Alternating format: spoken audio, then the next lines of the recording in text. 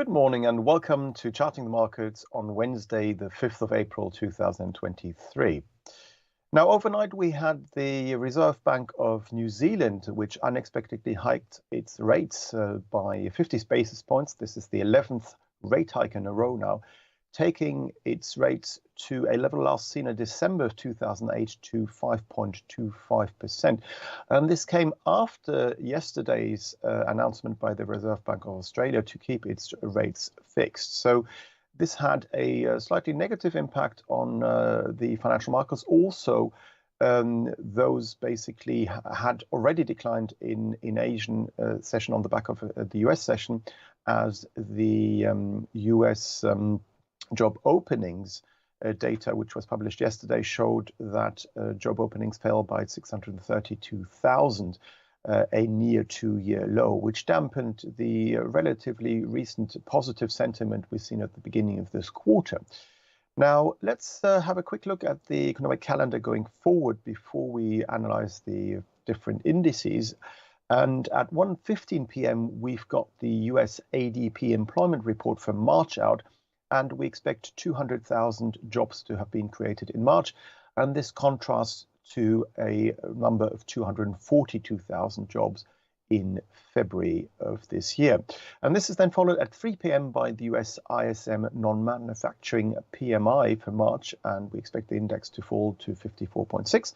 And at 3:30 p.m., we have got the US EIA crude oil inventories for the week ending the 31st of March. Now, as I just said, the US job openings fell by 632,000, and that led to some risk-off sentiment yesterday. And the hopes for a more dovish Fed were actually diminished by comments from the FOMC member Mester, who said that rates might likely or may actually continue to rise in the US, and that despite this relatively negative job data out of the US, which may show that the US is sliding slightly towards a recession. So we'll have to see how the financial markets will interpret the data in the next few days, ADP data today, and also the non-farm payroll data, which everybody looks at on Friday.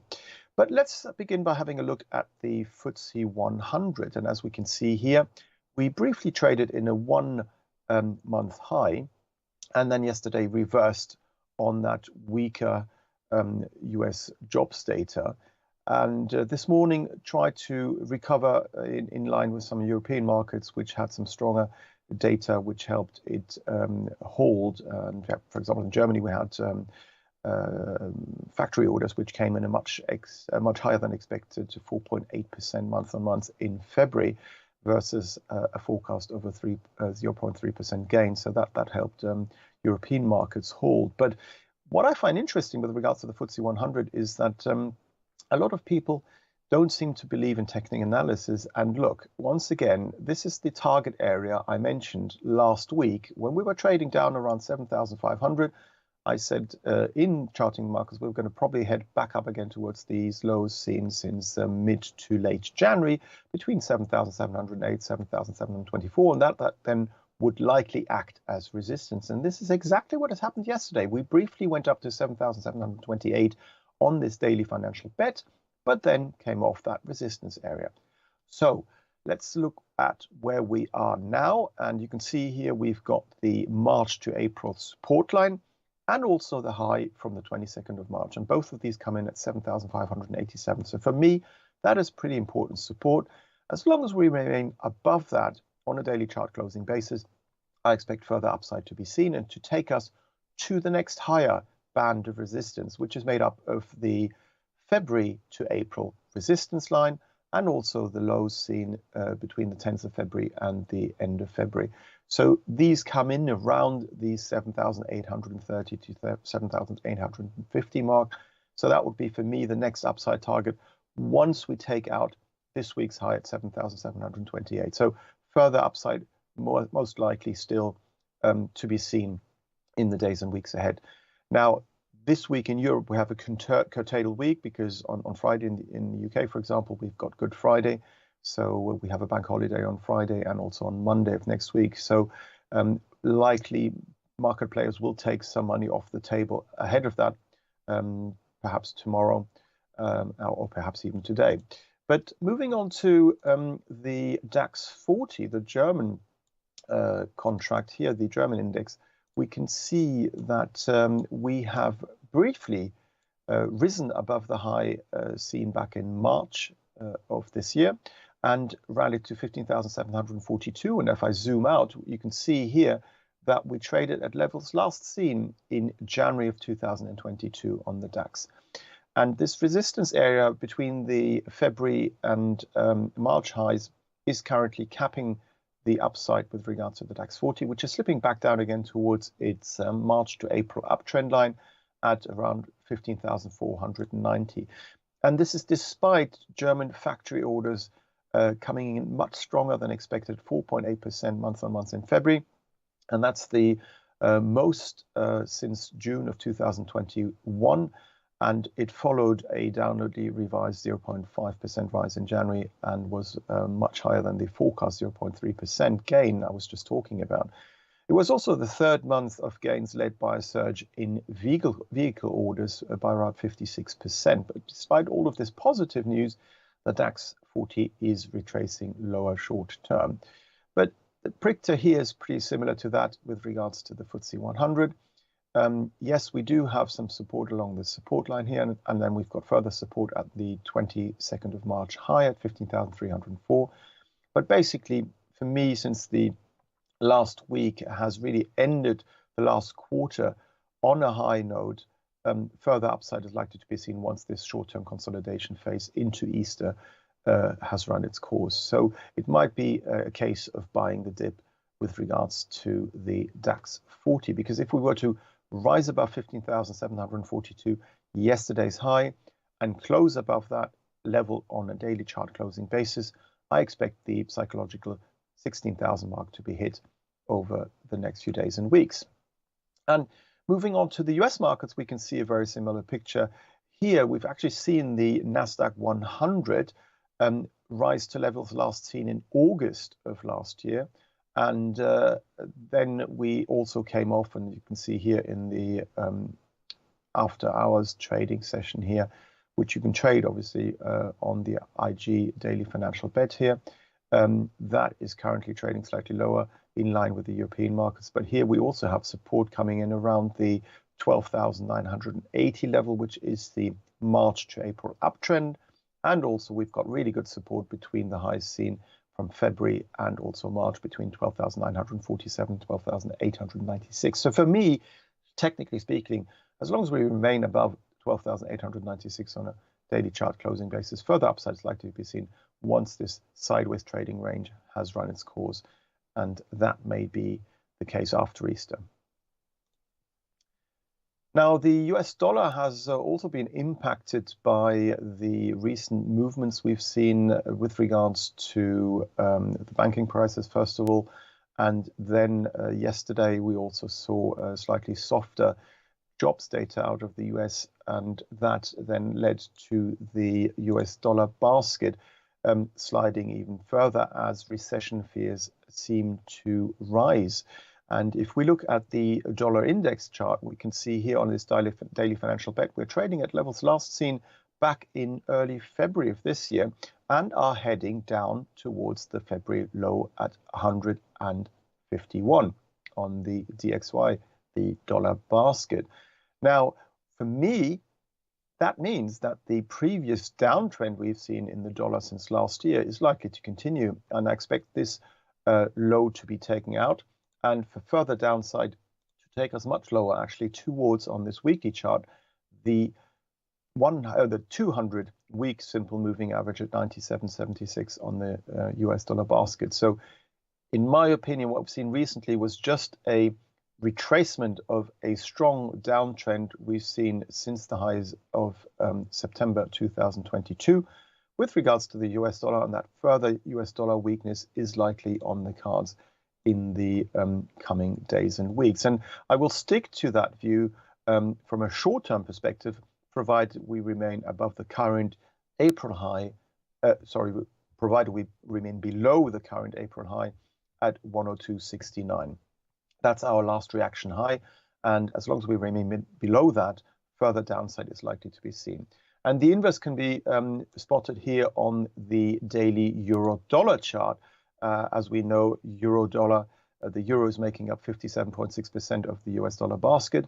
So it's inversely correlated to the dollar index. And you can see here we briefly rose to 109.73, are now trading in this uptrend channel and have been trading in it since mid-March, with further upside likely to be seen, like the psychological 110 area to be retested, and also the high seen back at the end or at the beginning of February at 110.33. So that's my upside target short term with regards to euro dollar. And again here, as long as we remain above the last reaction low, that is to say the low made on Monday at 107.89, we are still in uptrend, because we've got a series of higher highs and higher lows, which is the definition of an uptrend. So further upside likely to be seen with regards to euro dollar, even if short term it is stalling slightly today. Now, a similar picture emerges on cable, that is to say the British pound versus the US dollar. And here you can see we rallied to levels last traded back in June of 2022, and by rising to 125.25 on this daily financial bet, and are now consolidating on a slightly stronger dollar and heading back down again towards these highs seen between December and January at 124.48 to 46. And I expect that support area to hold short term.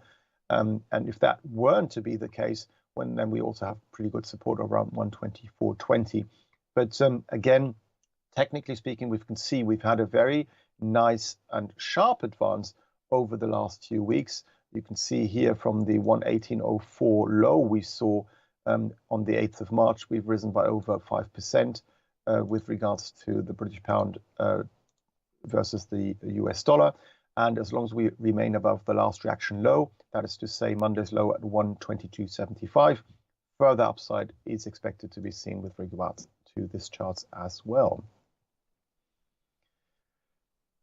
Commodity markets have been very interesting as of late as well. And we had, for example, OPEC Plus announce over the weekend that it would cut production by over 1.1 million barrels a day, and 1,000 barrels a day, sorry, not million. And basically what that has led to is the price of WTI